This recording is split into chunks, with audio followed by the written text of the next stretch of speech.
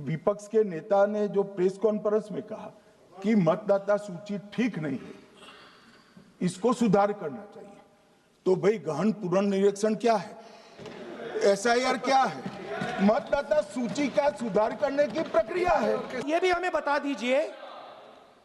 Actually, let us have a debate on my press conference. Yes. Let us go. Yes. Let us have very good idea. Let us have a debate on my press conference. Okay. Amit Shah ji, I challenge you to have a debate on the three press conferences.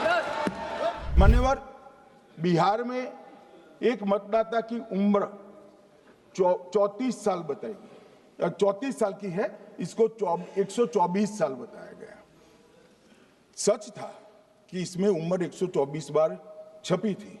बाद में मिंता देवी जी ने खुद बताया कि उन्होंने online आवेदन किया था और वो ऑनलाइन आवेदन करने में गलती हो गई, इसके कारण उम्र 124 बार साल छपी थी। अब इसके आधार पर मतदाता सूची पर प्रश्न कर दिए। सुबोध कुमार नवादा प्रेस कॉन्फ्रेंस में कहा गया कि एक राजनीतिक दल के बीएलए है, इनका नाम कभी आया ही नहीं, वो भी सच नहीं निकला। रंजू देवी रोहतास, उनको कहा कि एक कार्यकर्ता, उन्होंने बाद में रंजू देवी जी ने स्टेटमेंट दिया, जबरन बुलाकर उनकी वोटर लिस्ट से नाम काट लिया गया, ऐसा आरोप हुआ।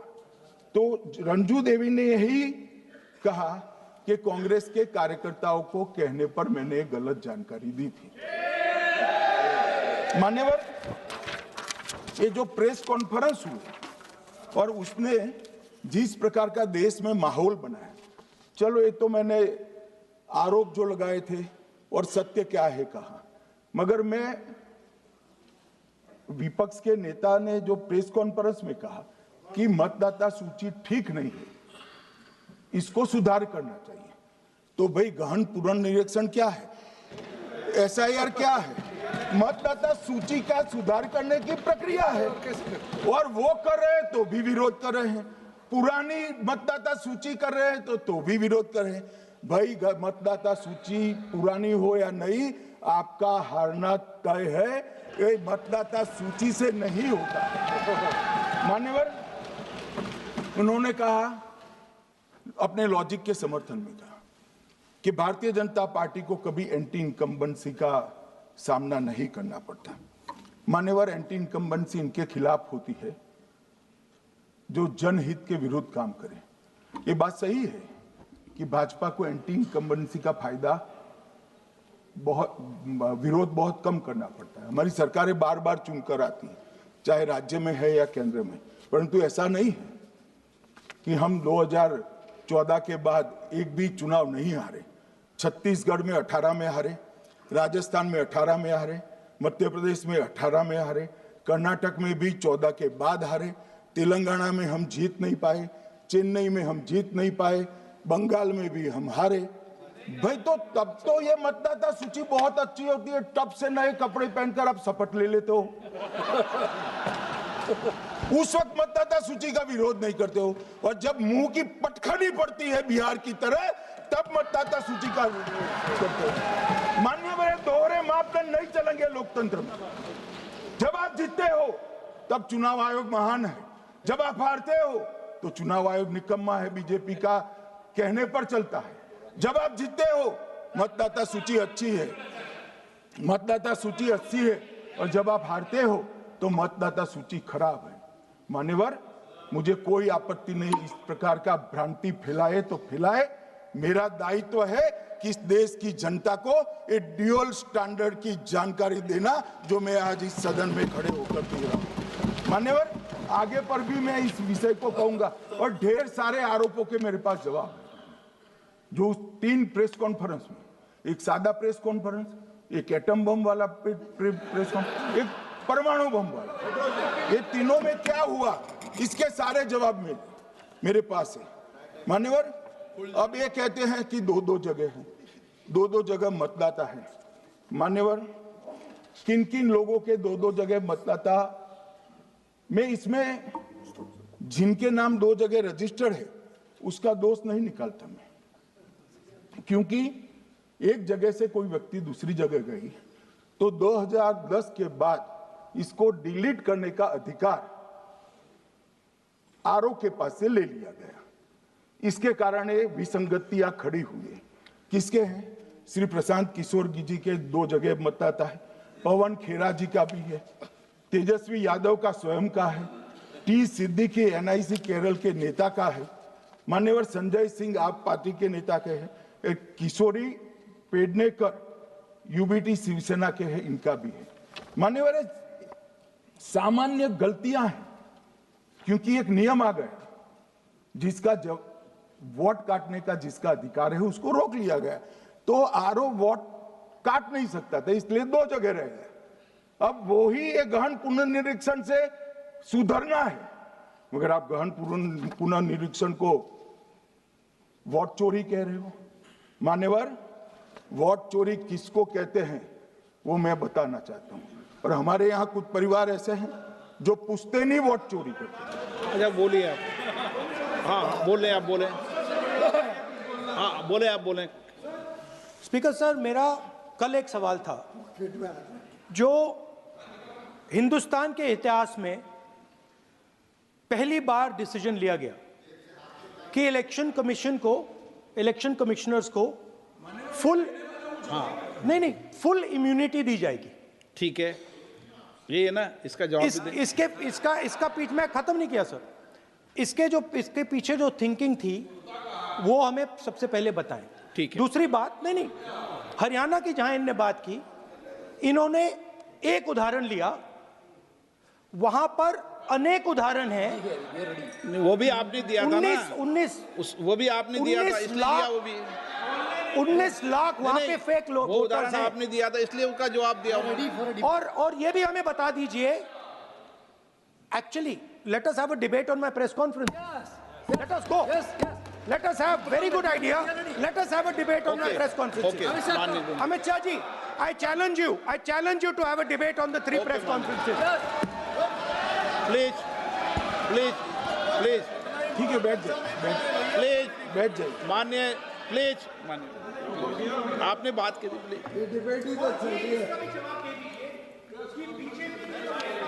उत्तर प्रदेश में और हरियाणा में दोनों चुनाव में वोट कैसे दे रहे हैं, प्लीज ये भी जवाब दे दीजिए। माननीय गृह मंत्री जी। मान्यवर, पहली बात मैं स्पष्ट करना चाहता हूं, मैं 30 साल से विधानसभा और संसद में जनप्रतिनिधि के रूप में चुनकर आता हूं। मुझे लंबा अनुभव है संसदीय प्रणाली का। विपक्ष के नेता महोदय कहते हैं कि पहले मेरी बात का आप जवाब दीजिए, मैं सुनना चाहता हूं। आपकी मुनसफी से संसद नहीं चलेगी, मेरे आप बोलने का क्रम मैं तय करूंगा, इस तरह से नहीं चलेगी संसद। मान्यवर, उनको धैर्य रखना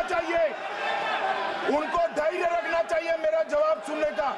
इनकी एक बात का जवाब मैं दूंगा, मगर मेरे भाषण का क्रम वो तय नहीं कर सकते, मैं करूंगा, क्योंकि मैं बोल रहा हूं।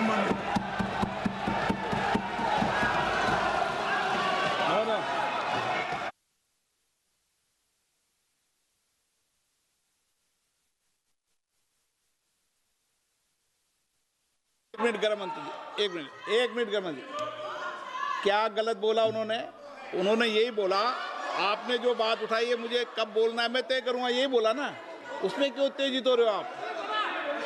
हाँ, आपके 2-2 मिनट में खड़े होने से थोड़ी जवाब देते रहेंगे। नो माननीय गृह मंत्री, नहीं हो, मैं आपको फिर मौका दूंगा, आपको।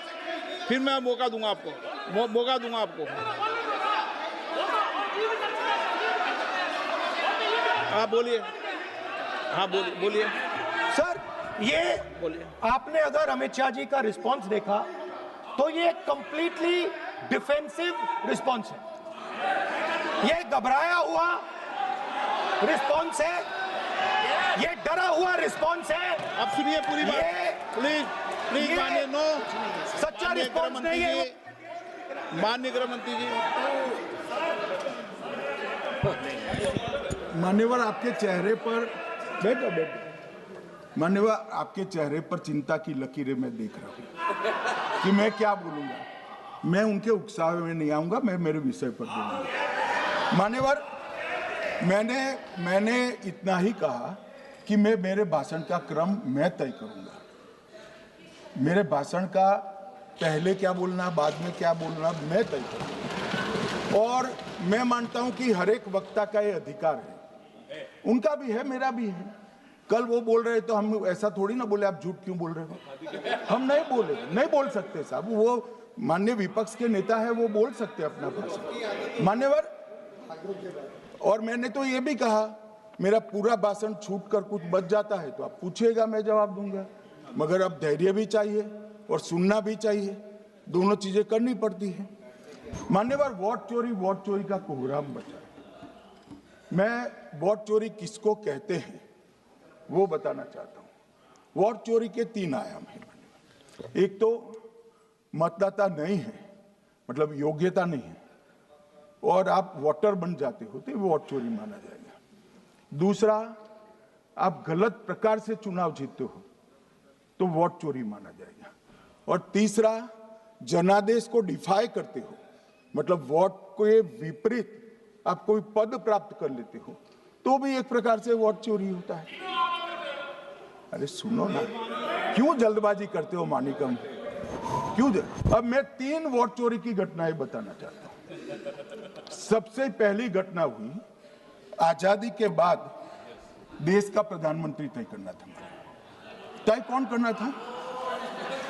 तो उस वक्त के जितने प्रांत थे इसके कांग्रेस के अध्यक्षों ने, उनके एक एक वोट से तय होना था। अब 28 वोट श्री सरदार पटेल को मिले और 2 वोट जवाहरलाल नेहरू जी को मिले।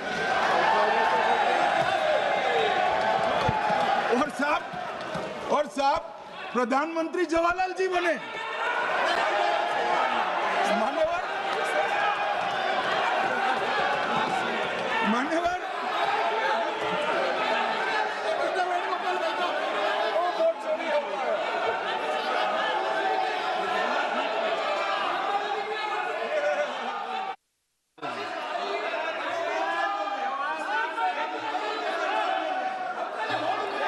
प्लीज, माननीय गृह मंत्री जी, माननीय गृह मंत्री जी, प्लीज।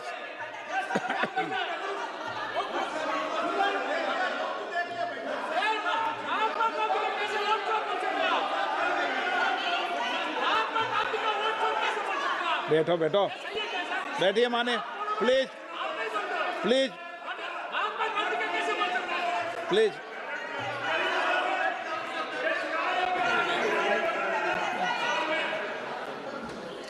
मान्यवर, दूसरी, प्लीज बैठिए बैठिए माननीय सदस्य, प्लीज, हर बार नहीं उठते, बैठिए।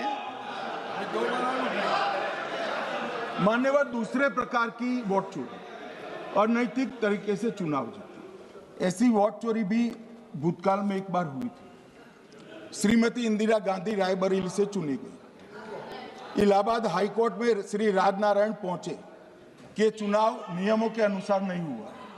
इलाहाबाद हाईकोर्ट ने ये तय कर दिया कि श्रीमती गांधी ने उचित तरीके से चुनाव नहीं जीता है, हम इसको रद्द कर देते। मान्यवर, ये भी वोट चोरी थी, बहुत बड़ी वोट चोरी थी। और उसके बाद में क्या हुआ? उसके बाद में वो वोट चोरी को ढकने के लिए संसद में कानून लाया कि प्रधानमंत्री के खिलाफ कोई केस ही नहीं हो सकता। मैं विपक्ष के नेता को कहना चाहता हूं, इम्यूनिटी की बात आप चुनाव आयोग की पूछ रहे हैं, इसका तो मैं जवाब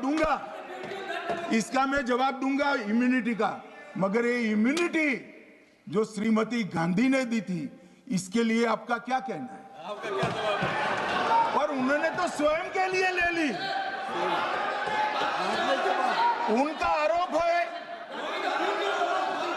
प्लीज, ऐसे नहीं चलता मान्यवर, आप जब बोले, जब 5-5 मिनट उठेंगे क्या? ये मान्यवर, उनका आरोप है। आप भी बोले नौ गलत, 1-1 मिनट में सदस्य नहीं उठेगा ना। मान्यवर, उनका आरोप है कि सरकार ने बनाया तो लोकतंत्र ने बनाया,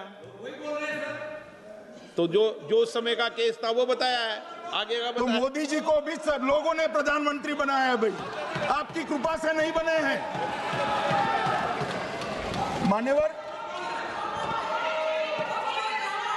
मान्यवर नो प्लीज सर, ऐसे मानक तरीका ठीक नहीं है आपका, 2-2 मिनट में उठना। मान्यवर विपक्ष के नेता ने कहा कि आपने चुनाव आयुक्तों को इम्यूनिटी दी।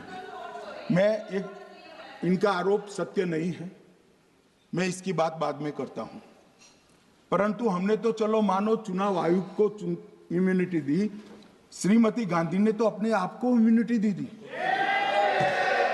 और फिर जब ये संवैधानिक सुधार के वायरस चैलेंज हुए तो वो केस जीतने के लिए 2, 3 और 4 नंबर के सर्वोच्च न्यायालय के जज को बाईपास कर चौथे नंबर के जज को चीफ जस्टिस बनाया और वहां केस भी जीत लिया। और मान्यवर ये तो इतिहास है, कौन झुठला सकता है? इनको कोई पढ़ाता नहीं है इतिहास, ये तो इतिहास है, सर्वोच्च अदालत और संसद के रिकॉर्ड में रखा हुआ इतिहास है। इसके खिलाफ लल्लन सिंह जैसे कितने लोग पूरा जीवन लड़े बिहार में, इमरजेंसी के खिलाफ जेल में गए, लाखों लोग गए। और तीसरी वोट चोरी कहना चाहता हूं, तीसरी वोट चोरी का प्रकार मैंने बताया था कि योग्यता नहीं है और मतदाता बन जाना। अभी एक वाद पहुंचा है, वाद मतलब डिस्प्यूट पहुंचा है दिल्ली की सिविल अदालत में। उसमें डिस्प्यूट ये है कि सोनिया गांधी जी इस देश की नागरिक बनने से पहले मतदाता बने।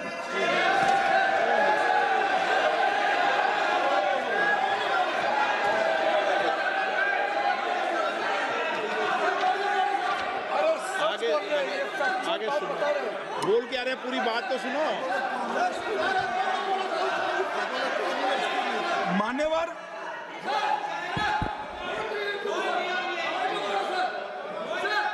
मान्यवर मैंने इतना ही कहा है कि अदालत में केस चल रहा है जो फैक्चुअल है।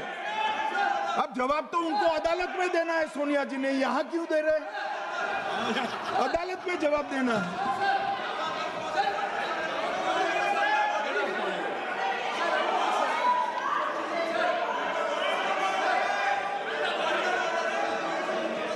बीच के भाषण में पॉइंट ऑफ ऑर्डर नहीं होता। नहीं है सर, मुझे याद है जो माननीय सदस्य नहीं है, ये 352 ये रहा, 352 टेबल पे रहता है, मुझे जवान याद है 352। Home Minister is speaking about an issue which is pending in the court. Actually, what happens is, Rosaville Court, some legal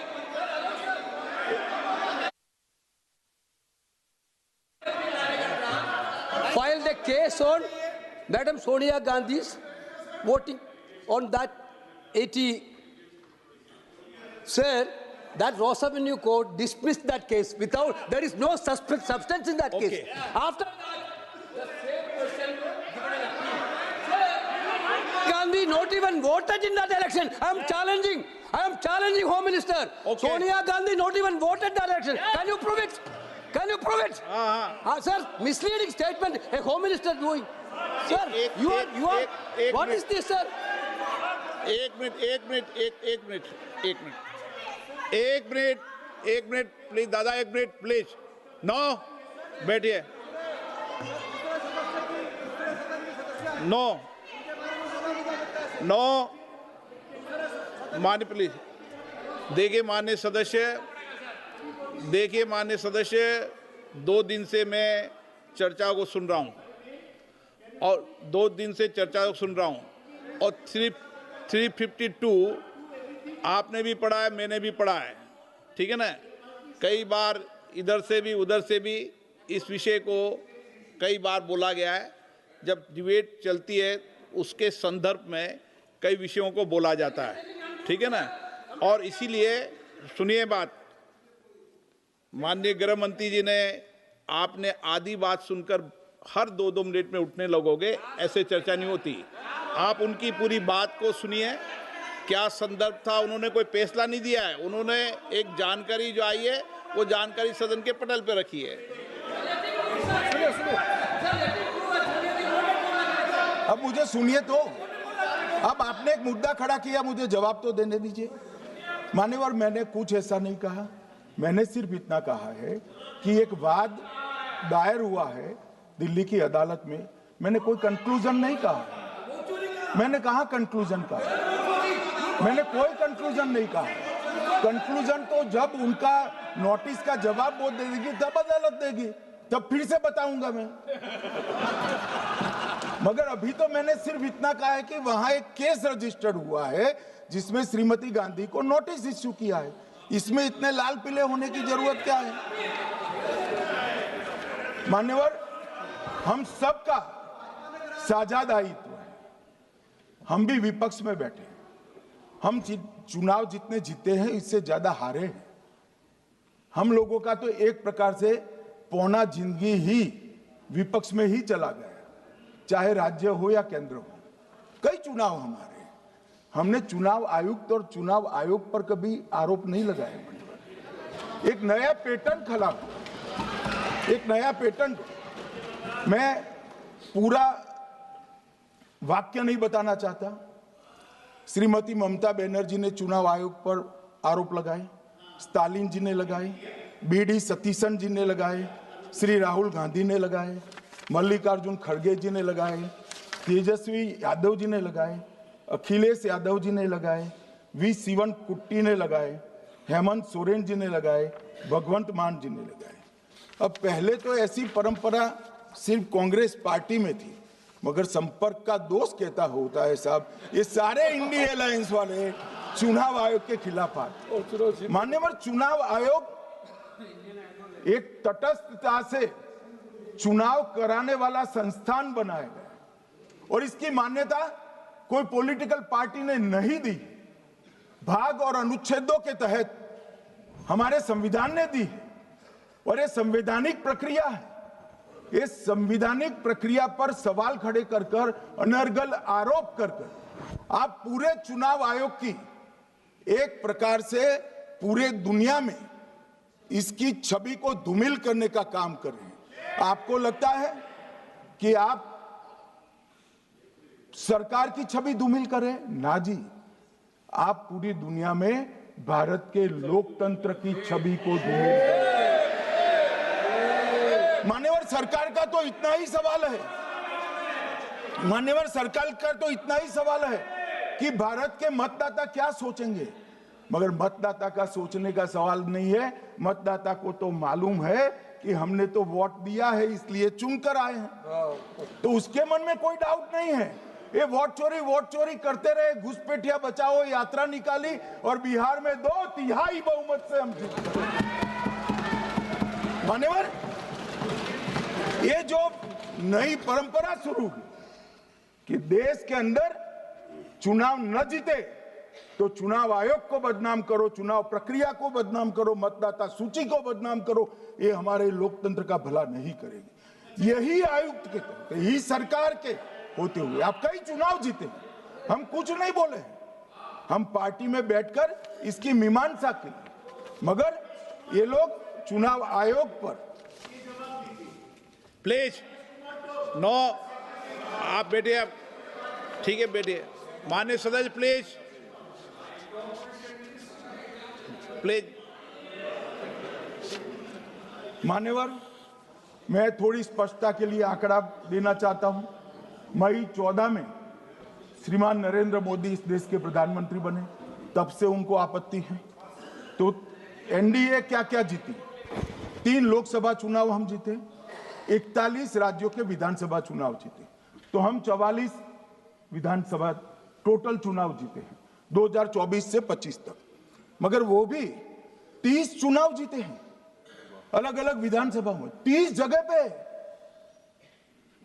अगर मतदाता सूची करेक्ट है तो क्यों शपथ लिया, क्यों चुनाव लड़ा? आप बताइए देश की जनता को। आप लोग यहाँ कैसे पहुंचे? श्री राहुल गांधी जहां से चुनकर आए थे, वो वायनाड की मतदाता सूची में भी मेरी पार्टी ने प्रेस कॉन्फ्रेंस कर इसी प्रकार की डिस्क्रिपेंसी को बताया है। इसका जवाब नहीं देते। हमने अमेठी का भी बताया है, इसका जवाब नहीं देते हैं। मान्यवर, एक चुनाव की मतदाता सूची में जो थोड़ी बहुत गलतियां हैं, उसको वो लोग मुद्दा बनाते हैं चुनाव हारने का। चुनाव हारने का कारण है नहीं, मैं अंत में बताऊंगा क्यों हारते हो चुनाव, मैं बताऊंगा मान्यवर अंत। परंतु फिर भी चलो मान ले कि मतदाता सूची ठीक नहीं है, तो गहन पुनर्निरीक्षण का मतलब ही ये है कि मतदाता सूची को सुधारने की प्रक्रिया। अब इसमें आपके बीएलए सहयोग नहीं करते हैं, आप उसका बहिष्कार का ऐलान करते हो, आपकी राज्य सरकारें जहां है वो मदद कम करती हैं, तो कैसे मतदाता सूची का शुद्धिकरण होगा? जो आपकी डिमांड है वो ही चुनाव आयोग कर रहा है। आपकी डिमांड है कि मतदाता सूची ठीक हो, वो चुनाव आयोग कर रहा है। मगर हुआ क्या है मान्यवर मालूम है? इनको अब अगर प्रेस में कोई पत्रकार उनको पसंद ना आए ऐसा सवाल पूछते हैं तो तुम बीजेपी के एजेंट हो ऐसा कहते हैं। मान्यवर, सवाल जो भी हो उसको लेना चाहिए। मान्यवर, पत्रकार कभी बीजेपी का एजेंट नहीं होता है। मगर आप अगर ऐसा मानते हो कि लोकतंत्र में आपको पसंद आए ऐसे ही सवाल पत्रकार पूछे, तो ये नहीं हो सकता। इमरजेंसी नहीं है भाई, इमरजेंसी नहीं है। मान्यवर, एक प्रेस में कोई सवाल पूछता है तो कहते हैं बीजेपी के एजेंट हो। केस हारते हैं तो जज पर आरोप कर देते हैं, चुनाव हारते हैं तो ईवीएम पर आरोप करते हैं। ईवीएम की दलील अब गले नहीं उतरती तो वोट चोरी का मुद्दा लेकर आए।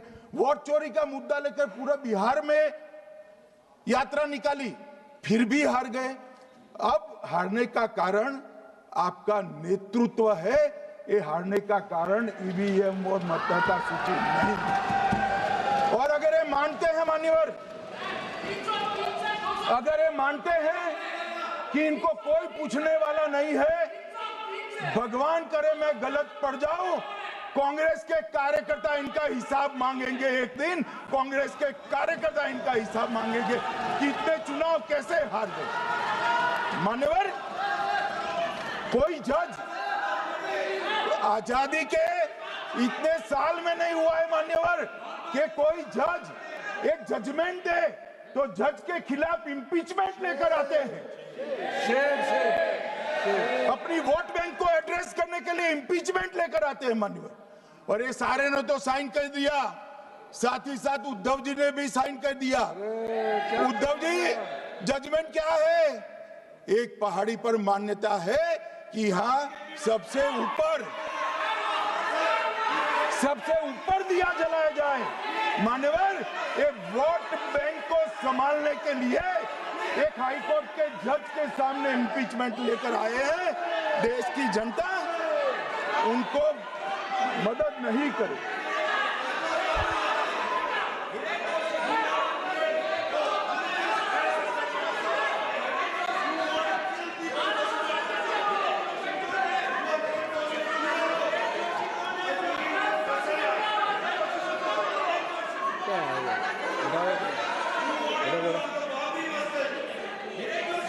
प्लीज नो, माननीय गृह मंत्री जी। गौरव जी बैठ जाइए, नया मुद्दा शुरू हो रहा है। प्लीज, अरे भैया प्लीज मेरी बात सुनो ना। माननीय गृह मंत्री जी, माननीय गृह मंत्री जी, माननीय गृह मंत्री जी, नया मुद्दा शुरू हो रहा है, फिर से खड़ा होगा होना। आप बैठ जाइए प्लीज। नो नो, ये तरीका नो। मणिकम जी प्लीज बैठिए। नो, ये तरीका ठीक नहीं है। प्लीज बैठे। हर आपको ज्यादा समस्या है क्या हर 2 मिनट में खड़े होने की? हर 2 मिनट में खड़े होने की समस्या है क्या आपको लोगों? बैठिए, ऐसे नहीं चलेगा। मान्यवर, 2014 के बाद अरे दादा ये भी बैठ गए, अब बैठ जाओ। मान्यवर, 2014 के बाद हारने की परंपरा शुरू हुई। हारने की परंपरा शुरू होने के बाद, हाँ जीते ही है, मगर हारने की भी परंपरा हुई है। मान्यवर, हारने की परंपरा शुरू करने के बाद इन्होंने सबसे पहले ईवीएम को निशाना बनाया। आज मैं आपके माध्यम से सदन को और सदन के माध्यम से देश की जनता को बताना चाहता हूं, ईवीएम कौन लेकर आया इस देश में? मान्यवर, कौन लेकर आया? 15 मार्च 1989 को जब राजीव गांधी इस देश के प्रधानमंत्री थे, तब ईवीएम लाने का कानूनी बदलाव किया गया था। अब राजीव गांधी के ईवीएम के कानून का भी विरोध कर रहे हैं। मान्यवर, इसके बाद में, अरे सुनो ना क्या प्रक्रिया हुई। इसके बाद में ईवीएम के खिलाफ किसी ने याचिका करी। इस देश की सर्वोच्च न्यायालय के 5 जजों ने बैठकर ईवीएम के कानूनी बदलाव को 2002 में उचित ठहराया। मानो राजीव गांधी को भी नहीं मानते, सर्वोच्च अदालत को भी नहीं मानते हैं। फिर 98 में मध्य प्रदेश, राजस्थान और दिल्ली, इसमें सिर्फ 16 विधानसभाओं में इसका ट्रायल लिया गया। कितना केयरफुल है ये भी बताता हूं। हुडा बैठो, ये भी कितना केयरफुली चुनाव आयोग आगे बढ़ा है। मध्य प्रदेश, राजस्थान और दिल्ली, ये राज्यों की सिर्फ 16 विधानसभा में इसका ट्रायल लिया गया। हर प्रकार से चेक कर ईवीएम का उपयोग सबसे पहली बार पूरे देश में 2004 में हुआ। 2004 का महत्व है माननीय, सबसे पहले 2004 में हुआ। पूरे लोकसभा चुनाव हमारे समय में ईवीएम का उपयोग हुआ। लाए राजीव गांधी, वहां से लेकर 2004 तक। और 2004 के चुनाव में कौन जीता भाई? वो जीत गए। उस वक्त ईवीएम की चर्चा बंद। 2009 का चुनाव हुआ, पूरा ईवीएम से हुआ, ये जीत गए।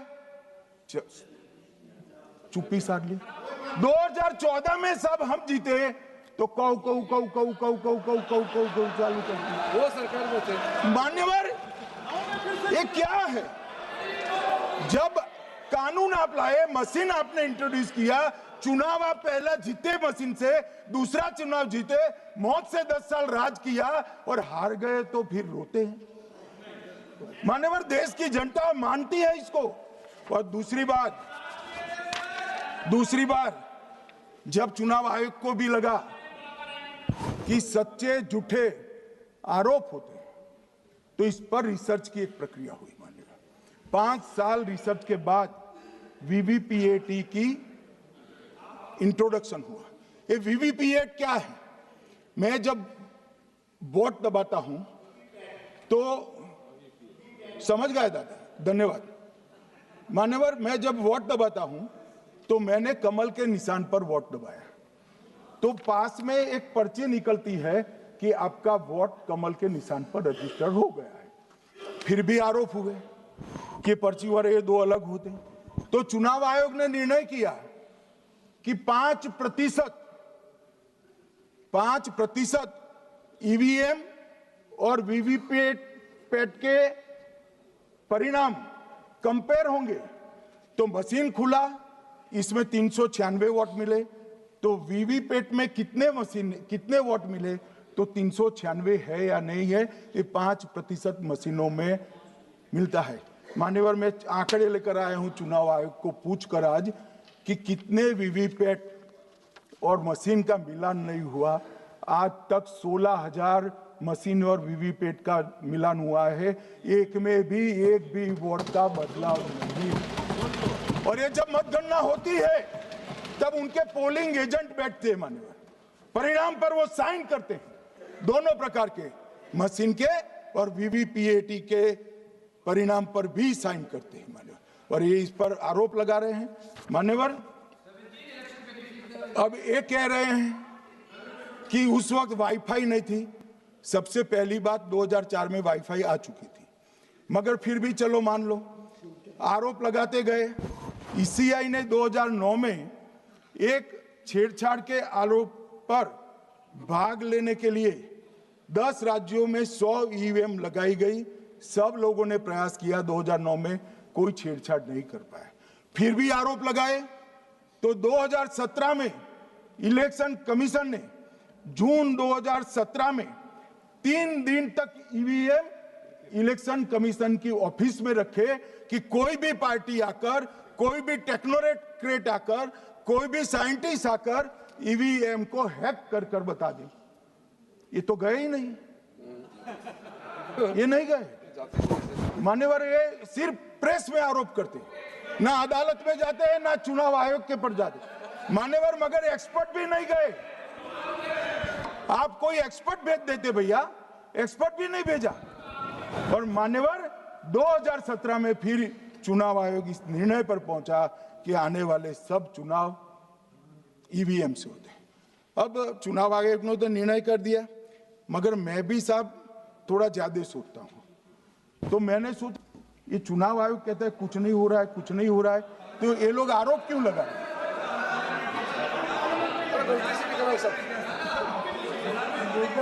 मान्यवर, मेरे शब्द कोई ऐसे हो तो काट दीजिए। काट दिया राहुल जी। मान्यवर, मैंने सोचा कि भाई कुछ गलती नहीं है, मान्यवर कोई गलती नहीं है, तो ये लोग विरोध क्यों कर रहे हैं? फिर मुझे याद आया कि मान्यवर, जब इनके जमाने में चुनाव होते थे, बिहार और यूपी में सरकारें बनाती होती थी, पूरे के पूरे वोट के बक्से हाईजैक कर लिए गए। ईवीएम आने से ये बंद हो गया, ईवीएम आने से बंद हो गया। और मान्यवर, चुनाव की चोरी बंद हुई है, इसलिए पेट में दर्द हो रहा है। ईवीएम का दोष नहीं है, चुनाव जीतने का तरीका जनादेश नहीं था, करप्ट प्रैक्टिसेस थी, इसके कारण चुनाव जीतते थे। अब आज ये पूरे एक्सपोज हो चुके हैं। जब जनादेश पर चुनाव होता है तो आप जीत सकते हो, जीतो, स्वागत है उसका, मगर जब हारते हो तो अन्य कारण बताना, जैसे पहले मैंने कहा, ऐसा बताना ये ठीक नहीं है। मान्यवर, कल मैंने लीडर ऑपोजिशन का भाषण स्वयं यहां बैठकर सुना है। पूरा भाषण उनका धागों में उलझ गया, थ्रेड्स में उलझ गया। मान्यवर, ये कहते हैं पीएम का शेड्यूल देखकर चुनाव आयोग चुनाव तय करता है। मेरा सभी सांसद महोदय से करबद्ध निवेदन है कि चुनाव होने के पहले के 1 महीने पीएम का शेड्यूल, और पीएम को लगभग 24 और 16 कितना होता है, 40 महीना हो गया। इसमें से किसी भी 1 महीने का शेड्यूल दिखाओ। पीएम की गति ही इतनी है, कोई भी महीना उठाओगे तो इतने ही प्रवास करते हैं। मानवर, इसको चुनाव का कोई लेन देन नहीं है। हमारे प्रधानमंत्री जनसंपर्क में आजादी के बाद सबसे ज्यादा प्रवास करने वाला प्रधानमंत्री, और मैं जानता हूं साहब, मैं जानता हूं नरेंद्र मोदी जी को 2001 से मैं बता सकता हूं, एक भी दिन की छुट्टी नहीं, एक भी वैकेशन नहीं, लगातार जनता का काम करना। मैंने कभी नहीं देखा उनको वैकेशन में। कई बार इनका अनुकरण करने का प्रयास करते हैं तो बीपी बढ़ जाता है इतना, ये फिर रुक जाएंगे प्लीज। मान्यवर, ये पूरी चर्चा चुनाव सुधार पर थी। मैंने आज ये भी जांच करा,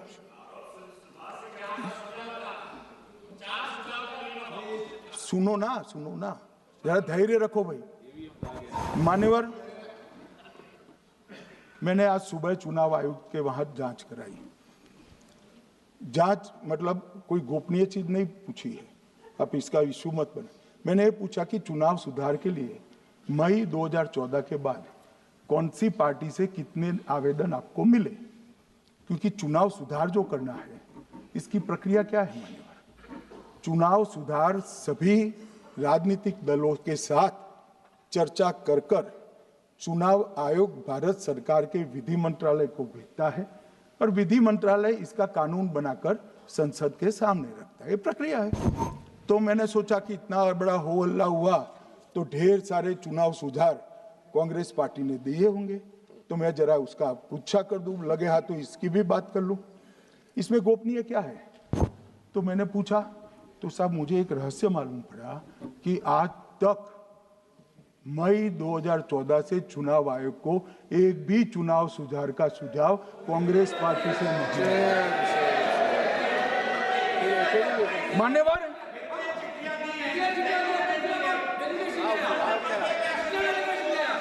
बैठे बैठे मैं बताता हूं मान्यवर। मैं जवाब पूछोगे क्या?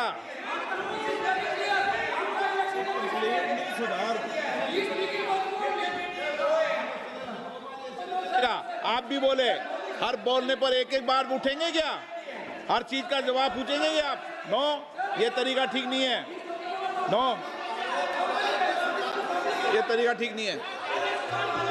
नो, नो माननीय सदस्य, प्लीज बैठिए, बैठिए, बैठिए, बैठिए, बैठिए, बैठिए, बैठिए, बैठिए, अच्छी परंपरा रखें। ओके,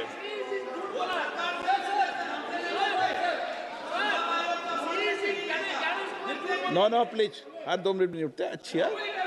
नो, ऐसी नो, प्लीज बैठिए आप, प्लीज बैठिए, प्लीज बैठिए, प्लीज बैठिए, सुनिए प्लीज, प्लीज बैठिए।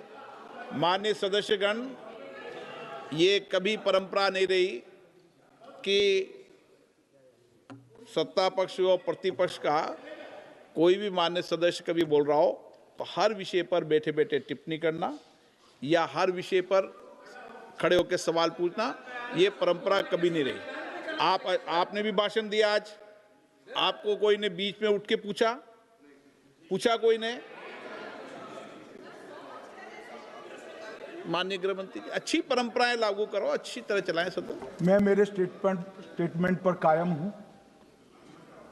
नरेंद्र मोदी सरकार बनने के बाद आज तक कांग्रेस पार्टी ने चुनाव आयोग को एक भी चुनाव सुधार का प्रपोजल नहीं दिया। मान्यवर, ये कई बार मिलने गए हैं, मैंने उनका प्रेस कॉन्फ्रेंस भी देखा है।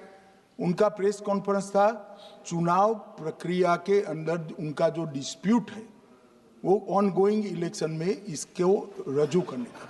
चुनाव सुधार जो होता है, चुनाव के पहले चुनाव के नियम जो तय होते हैं, इसके लिए सभी दलों को बाकायदा पत्र लिखा जाता है और कोई मांगे तो उसको समय भी देना पड़ता है। ये दो अलग चीजें। माननीय गृह मंत्री, मान्यवर, 1 मिनट गृह मंत्री। माननीय सदस्यगण,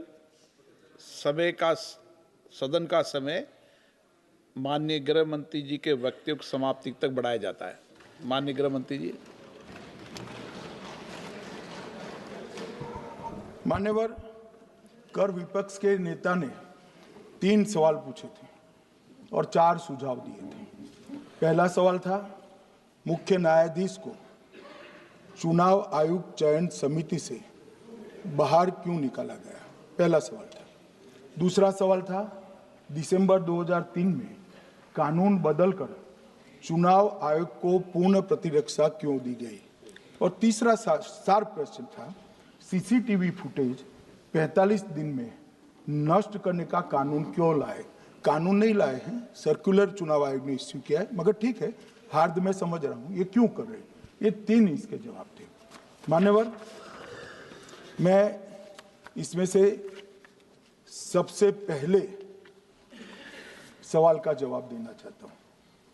मान्यवर, मुझे पूरा सुनकर जरा आप आपत्ति लीजिएगा, क्योंकि मैं बताऊंगा तो पास से ही, मगर वर्तमान का भी जवाब दूंगा। मान्यवर, 73 वर्ष तक इस देश में चुनाव आयोग की नियुक्ति का कोई कानून ही नहीं था। माननीय सभी सदस्य ध्यान से मुझे सुने, 73 साल तक इस देश में चुनाव आयोग की नियुक्ति का कोई कानून नहीं था। नियुक्ति प्रधानमंत्री सीधी कर देते थे। और मान्यवर, मैं आज ये पूरे देश को बताना चाहता हूं कि टोटल अब तक जितने चुनाव आयुक्त हुए और जितने मुख्य चुनाव आयुक्त और चुनाव आयुक्त, ये सभी इसी प्रकार से हुए। अब 2003 के कानून पर मैं बाद में आता हूं। 1950 से 1989 चुनाव आयोग एक सदस्यीय था। प्रावधान क्या था? कोई कानून नहीं था। प्रधानमंत्री जी फाइल भेजते थे राष्ट्रपति जी को और राष्ट्रपति जी नोटिफिकेशन बहाल नहीं करते। तो भाई उस वक्त बरोबर चुनाव था, सबसे अच्छा था। नहीं, मैं ये नहीं पूछता नियुक्ति की प्रक्रिया। मान्यवर, पूरा उनका 55 साल प्रधानमंत्री जी ने ही चुनाव आयुक्त को नियुक्त किया, तब तक कोई सवाल नहीं था। और नरेंद्र मोदी करते हैं तो उन पर सवाल उठाते हैं, मगर हमने तो ऐसा भी नहीं किया मान्यवर। फिर 89 से 91, जब 89 में चुनाव आयुक्त उनकी सुनते नहीं थे, तो पहली बार उस पर ब्रेक लगाने के लिए चुनाव आयोग को बहुसदस्यीय बनाया गया। ये बिहार के चुनाव के कारण ही हुआ, परंतु वो भी प्रधानमंत्री की फाइल से ही अपॉइंट होते हैं। और मान्यवर, 21 चुनाव आयुक्त, कमिश्नर और मुख्य चुनाव और 8, 21 और 29 इस प्रकार से हुए जिसमें कोई प्रधानमंत्री जी ही रखते थे। कांग्रेस पार्टी ने ही ये परंपरा बनाई थी। कानून भी कांग्रेस पार्टी ने बनाया था।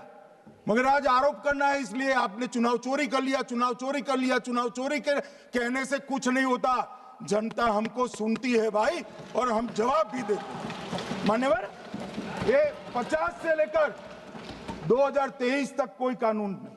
बाद में 2023 में एक अनूप बरनवाल बनाम भारत सरकार मुकदमा हुआ। उसमें सुप्रीम कोर्ट ने कहा कि भाई चुनाव आयुक्त की नियुक्ति थोड़ी पारदर्शी होनी चाहिए। सुझावी था, ऑर्डर नहीं था। हमारे सॉलिसिटर जनरल ने वहां कंसेंट दी, तो उन्होंने कहा कि भाई हमें कानून बनाने में थोड़ी देर लगेगी और हमें इस पर कंसल्टेशन भी करना पड़ेगा, चुनाव आयोग से भी करना पड़ेगा। तो उन्होंने कहा ठीक है, अगर आप सहमत हैं, मैं जजमेंट और आर्गुमेंट पढ़कर अगर आप सहमत हैं तो जब तक कानून नहीं बनता, चीफ जस्टिस ऑफ इंडिया की अध्यक्षता में एक कमेटी बने और प्रधानमंत्री और विपक्ष के नेता इसके मेंबर। हमें कोई आपत्ति नहीं, हमने हाँ बोला सर। और विपक्ष के नेता भी थे, प्रधानमंत्री थे और सीजे। 2023 में कानून बन गया। कानून क्या बना? विपक्ष के नेता, प्रधानमंत्री तय करेंगे, वो एक मंत्री और स्वयं प्रधानमंत्री, ये 3 लोग बैठकर चर्चा कर मेरिट्स में चुनाव आयुक्त और मुख्य चुनाव आयुक्त की नियुक्ति करेंगे। मान्यवर, हमारे टाइम में तो और पारदर्शी, ये कह रहे हैं हमारा तो 33% ही हिस्सा है। भाई 33% तो है ना, हमारा तो हिस्सा ही नहीं था। और मान्यवर, मैं रिकॉर्ड से बताता हूं, 2012 में सीयूसी की नियुक्ति होनी थी। अडवाणी जी ने सुझाव दिया लिखकर कि एक प्रणाली बना जाए, नहीं बनाया और BS संपत जी को सीधा चुनाव आयुक्त बना दिया। उसके बाद में भी एक व्यक्ति कैसे है इसकी चर्चा है। नवीन चावला, जिसको आपातकाल की भूमिका पर शाह आयोग ने कहा था ये निष्पक्ष नहीं है, उनको मुख्य चुनाव आयुक्त बना दिया। जबकि मुख्य चुनाव आयुक्त गोपाल स्वामी ने इनके खिलाफ पक्षपात के सबूत भी भेजे, खारिज कर दिया। मान्यवर, सुने नहीं। हमारे समय में ऐसा कभी नहीं हुआ है। हमारे समय पर विरोध होता है, मगर पक्षपात के सबूत किसने नहीं दिए हैं। और भाई, जहां तक 66% और 33% का सवाल है, आप कह रहे हो कि वहां 2 लोग होते हैं और आप 1 होते हैं, ये तो हम तय नहीं करते हैं। 140 करोड़ की जनता तय करती है कौन 66 होगा और कौन 33 होगा। यहाँ कौन बैठेगा वो तो 140 करोड़ लोग तय करते हैं, वो आपके लिए तय करोगे तो आप 66 हो जाओगे, मगर आप तो 100 रख कर गए थे, हमने उसको 33 दे दिया।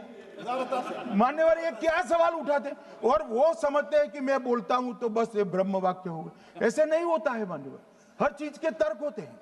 इनका जो भाषण तैयार करते हैं वो भी ठीक से नहीं करते, रिसर्च नहीं करते मान्यवर।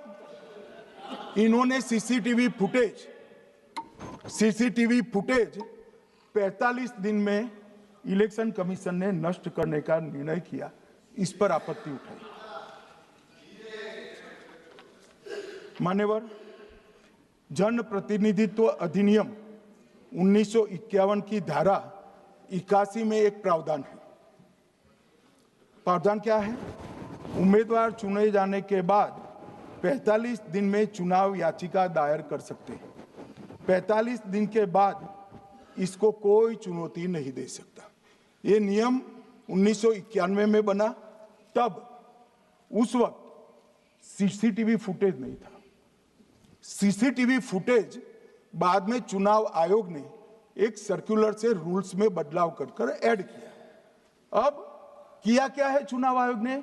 सीसीटीवी फुटेज का जो रिकॉर्ड है उसको जन प्रतिनिधित्व अधिनियम की 1951 की धारा 81 के साथ संरक्षित किया है, मतलब अलाइन किया है कि 45 दिन के बाद कोई डिस्प्यूट की प्रोविजन ही नहीं है एक्ट में, तो 45 दिन के बाद ये सीसीटीवी फुटेज क्यों रखना चाहिए?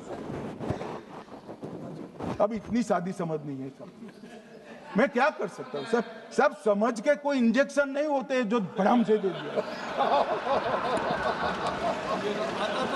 मान्यवर, ये धारा 81 1951 से है, मगर पहले पर्चियों से होते थे तो पर्ची के लिए थी। अब सीसीटीवी फुटेज का कैमरा आ गया तो सीसीटीवी फुटेज ऐड कर दिया।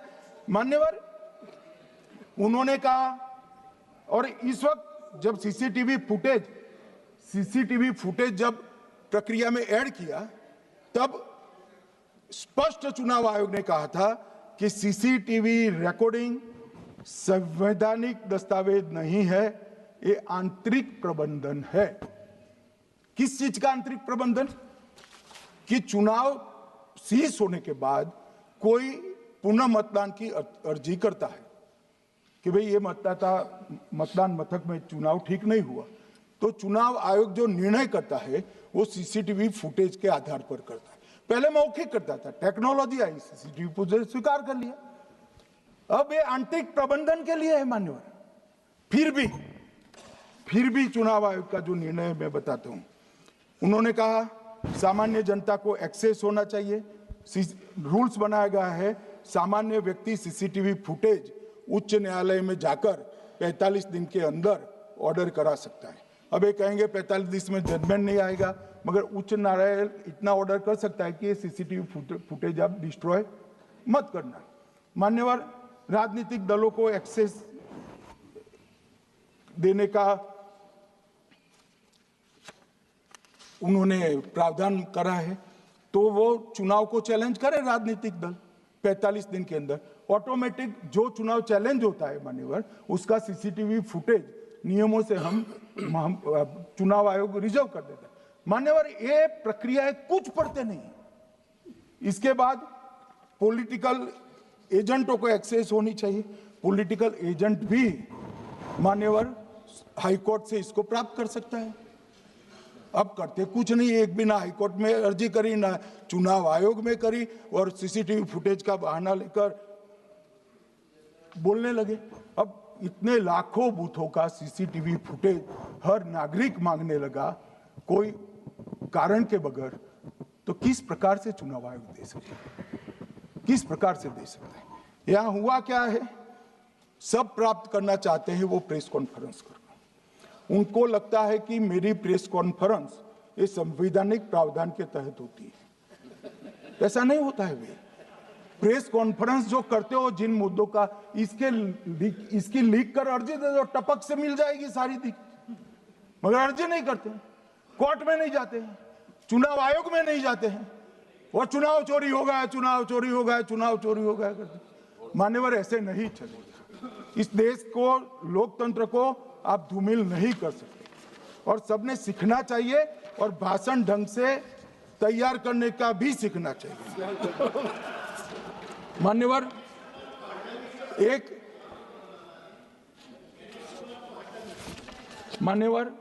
एक उन्होंने कहा सीईसी को 2003 में कानून बनाकर इम्यूनिटी दी। मान्यवर, representation of the people act 1950 में ही ईसीआई के अधिकारियों को जो इम्यूनिटी प्राप्त है उससे जरा भी बढ़ोतरी नहीं करी। हमने सिर्फ रिप्रेजेंटेशन ऑफ 1951 के एक्ट को पुनरावृत्ति की है। मान्यवर, आरपीए एक्ट की धारा 32 और आरपीए एक्ट 51 के सुधार की धारा 146C कहती है कि चुनाव आयोग के कोई भी अधिकारी जिसमें इलेक्शन कमिश्नर आ जाते हैं, इस पर कोई मुकदमा चुनाव प्रक्रिया के लिए नहीं चल सकता। ये प्रावधान है मान्यवर, और वो प्रावधान को 23 के कानून में इसको भी हमने संरेखित किया है मान्यवर।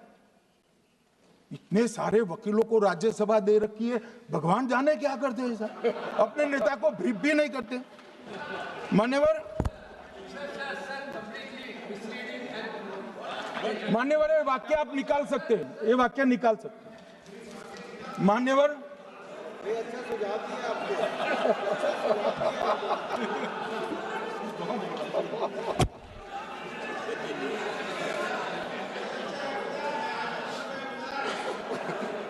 मान्यवर, फिर ये सब हो रहा कल देर रात को मान्यवर मैं मेरा भाषण तैयार कर लूं, तो मैंने अपने आप को पूछा कि ये सब इतना स्पष्ट है तो ये मुद्दा क्यों उठा रहे। मेरी समझ में अगर इतना पढ़कर आता है तो उन्होंने भी तो पढ़ा होगा।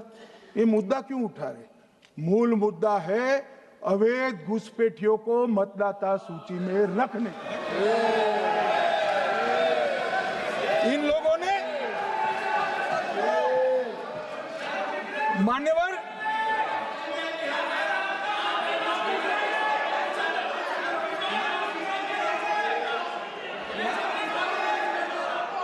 माननीय सदस्य, आपका भाषण भी सबने शांति से पूर्ण सुना है। आप भी सुनने की सामर्थ्य रखो।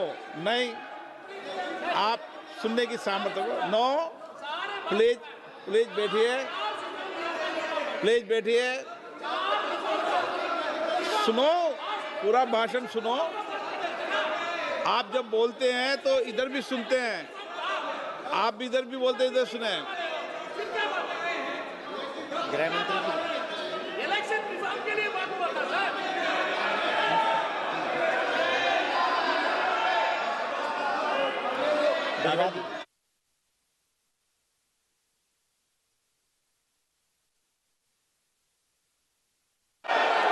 माननीय सदस्य, आप जब बोलते हैं तो इधर भी सुनते हैं, पूरे सुनने की क्षमता रखो। सर, ये लोग डर गए हैं, जवाब नहीं सुन सकते हैं। इतना दिनों से देश के सामने में झूठ फैला करके इन्होंने गुमराह करके चर्चा मंगा। आज गृह मंत्री जी एक एक बात का जवाब दे रहे हैं।